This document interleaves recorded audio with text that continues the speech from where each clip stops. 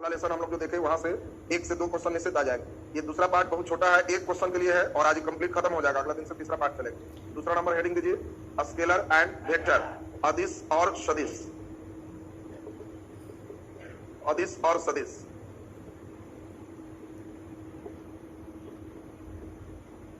Scalar and vector 10 minute केवल समझना है बस। उसके बाद 5-6 क्वेश्चन चलेंगे। 5-6 क्वेश्चन सही कर दिया तो इससे आपका 1 अंक निश्चित आना है और आराम से सबसे सही बन भी जाएगा। सब लोग हमारे साथ बढ़िया से समझिए।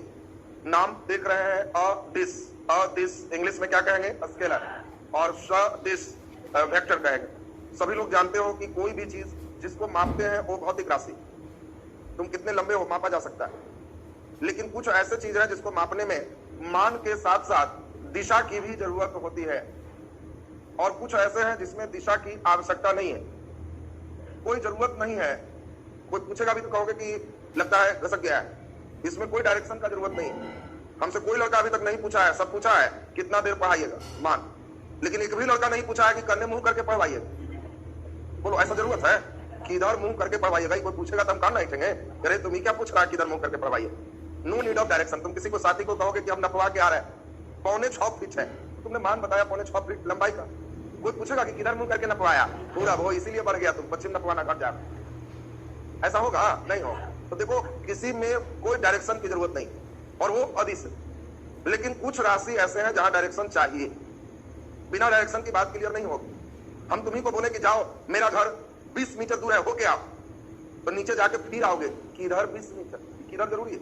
नहीं तो 20 मीटर उधर भागोगे, कहां चले जाओगे? तो जिसमें अब हम किसी को बुलाए और कहें कि इस बोर्ड पर 5 न्यूटन का बल लगाओ, बोर्ड नीचे आ जाएगा और डांटे कस के लगाओ, तो पूछोगे ना कि जी किधर लगाए, ऊपर से नीचे से लटक जाए, ऐसे करते किधर कर? तुम्हारे घर में छोटा भाई है, उसको कोई मार दिया, वो बेचारा रो रहा है, तुमको देखा तो वॉल्यूम और तेज कर लिया, तो तुम पूछा क्या हुआ बाबू? तो उसने मान बताया 4 फैट मारा है और वॉल्यूम और तेज कर दिया। तो तुमको पूछना पड़ता है कि इधर मारा, ये तो कोई डायरेक्शन। अब वो कहेगा पेट में मारा, तो कहोगे वो इसीलिए इतना रो रहा है। देखिए बात समझिए, कुछ राशि ऐसे हैं जहां मान के साथ दिशा जरूरी है, उसको हम लोग क्या कहते हैं? सदिश। जिसमें मान हो दिशा की आवश्यकता न हो उसको क्या कहेंगे? अदिश है। अब सोच के बताओ, क्या अदिश में दिशा हो सकता है? जल्दी बोलिए। तो अदिश में भी दिशा हो सकता है, जैसे विद्युत धारा। विद्युत धारा खानदानी अदिश है और विद्युत धारा की दिशा है प्लस से माइनस की ओर। आप 10th क्लास में भी पढ़े हो कि धन आवेश से ऋण आवेश की ओर विद्युत धारा चलता है, तो विद्युत धारा की दिशा है धन से ऋण की ओर। तो देखो डायरेक्शन तो है इसमें। फिर भी विद्युत धारा अदिश राशि, इसीलिए शब्दों पर गौर करना। मैंने यह नहीं लिखा कि मान हो दिशा न हो, हम क्या लिखे? दिशा की आवश्यकता न हो जाए तो हर्जो न हो। बात समझेगा? कई लोग टाइट लिख देता है अदिश मान हो दिशा न हो, तो उसको धर लेगा 2-3 में विद्युत धारा मान हो दिशा हो, जा गवा गया। आवश्यकता न हो, विद्यार्थी किसे कहते? जिसके पास बस्ता हो, मोबाइल की आवश्यकता ना हो जाए तो हर्जो ना हो। बोलोगे बात समझ में आया तुमको? तो अदिश में भी दिशा हो सकता है और सदिश अदिश का निर्धारण दिशा से नहीं होता। कैसे जुटता है? इससे होता है। यह योग के लिए सदिश के नियम का पालन करता है, यह योग के लिए बीजगणितीय नियम का पालन करता है। अब जाके परिभाषा आपका कंप्लीट।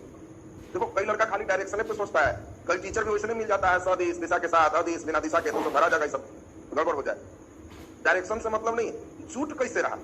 तुमको हम 2 घंटा पूरब मुंह करके पढ़ाए, आज 3 घंटा पश्चिम मुंह करके पढ़ाए और छुट्टी समय पूछे कि आज कितना देर पढ़ाए, सब कहोगे कि मुंह कन्हू रखी, आज दिन बर्बाद कर दिए, 5 घंटा आज दिन भर मेरा खराब।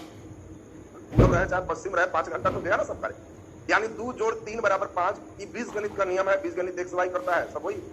लेकिन अब तुम ही बताओ, 2 आदमी इधर खींचे और 3 आदमी इधर खींचे, अब देख लो जरा इसको, 2 आदमी इधर खींचे और 3 आदमी इधर खींचे, तो 2 जोड़ 3 बराबर कितना से खींचाएगा? 1 आदमी से खींचा। अब सोचो, सब कॉपी में जोड़ भी बचा के छोटका भाई बहन से लिखना। कहीं देख लिया कि 2 जोड़ 3 बराबर 1 लिखता है, तू अपन उंगली से चेक करेगा, 2 और 3 ये लिख रहा है। तो ये नियम सिर्फ किस में हो सकता है? सदिश में हो सकता है। ये सदिश के लिए स्पेशल नियम है, इसी से पता चलता है। तो जल्दी बताओ अदिश किसे कहते? जिसमें मान हो, दिशा की आवश्यकता न हो और योग के लिए बीजगणितीय नियम का पालन करता हो, सदिश कहलाता है। अच्छा, अदिश कहलाता है। और सदिश मान हो, दिशा हो और योग के लिए सदिश के नियम का पालन करता हो, सदिश कहलाता है। याद हो गया? क्या अदिश राशि में दिशा हो सकता है? चलिए बोलिए, हो सकता है। क्लियर है सबका? अब मुख्य रूप से हम लोग को उदाहरण सीखना है, एग्जाम्पल से ही एक क्वेश्चन बने। तो अब पहले इस चीज को नोट कर लीजिए और तब हम लोग आगे की ओर बढ़े। नीचे लिख दीजिए अदिश स्केलर लिख के डैश, अदिश स्केलर लिख के डैश, स्केलर लिख के डैश लिखिए। वैसा भौतिक राशि, वैसा भौतिक राशि जिसे पूर्णतः व्यक्त करने के लिए, जिसे पूर्णतः व्यक्त करने के लिए, पूर्णतः व्यक्त करने के लिए केवल मान की आवश्यकता होती है, केवल मान की आवश्यकता होती है,